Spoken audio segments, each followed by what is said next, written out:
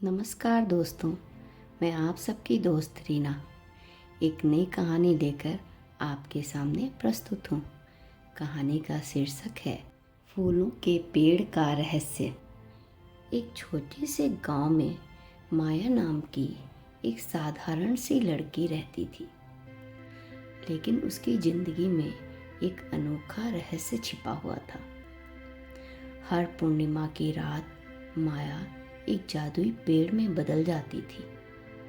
यह पेड़ साधारण नहीं था, इसमें अनगिनत रंग बिरंगे सुगंधित फूल खिलते थे, जिनकी महक दूर दूर तक फैल जाती थी। माया जानती थी कि वह उसकी पुरानी विरासत का हिस्सा है, जिसे वह किसी से साझा नहीं कर सकती।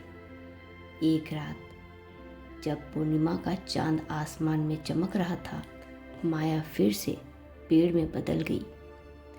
उसी समय एक दूर के राज्य का राजकुमार आरव उस गांव से गुजर रहा था।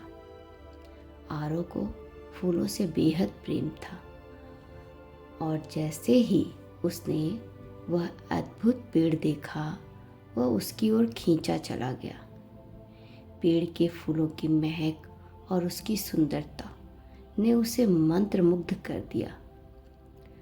वो पेड़ को देखकर सोचने लगा कि इसे अपने महल में होना चाहिए, ताकि उसकी सुंदरता हमेशा के लिए उसके साथ रह सके। बिना यह जाने कि यह पेड़ वास्तव में एक लड़की है जिसका नाम माया है। राजकुमार ने पेड़ को उखाड़कर अपने साथ ले जाने का फैसला किया।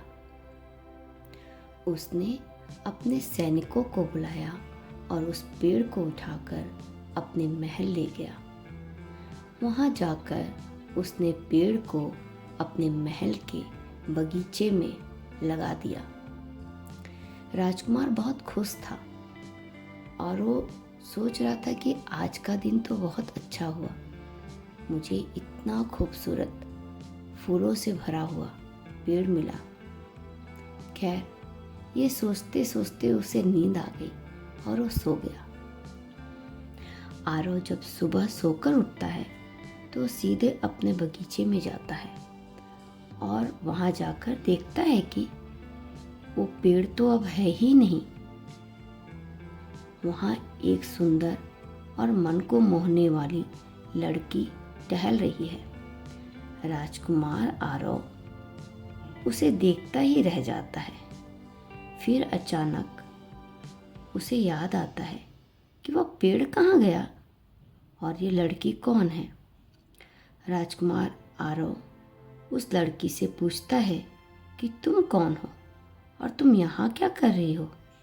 वो पेड़ जो फूलों से भरा था कहाँ गया? तब माया अपना परिचय देती है। माया उसे बताती है कि वो कोई साधारण पेड़ नहीं था, बल्कि वो पेड़ नहीं बल्कि मैं थी, जो एक सांप की वजह से हर पूर्णमासी की रात को पेड़ में बदल जाती है।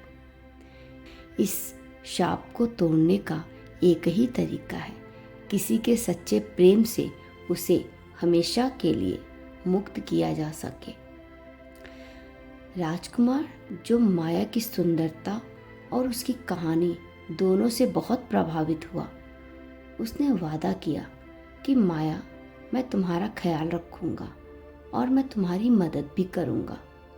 धीरे धीरे माया और राजकुमार के बीच एक गहरा रिश्ता पनपने लगा और राजकुमार का प्रेम माया को शाप से मुक्त करने में सक्षम हो गया।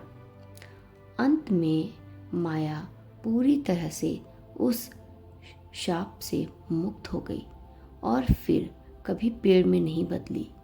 राजकुमार और माया की फिर शादी हो गई और महल का वो बगीचा अभी भी खूबसूरत फूलों से महक रहा था, जो कभी माया के पेड़ बनने के साथ ही खिलते थे।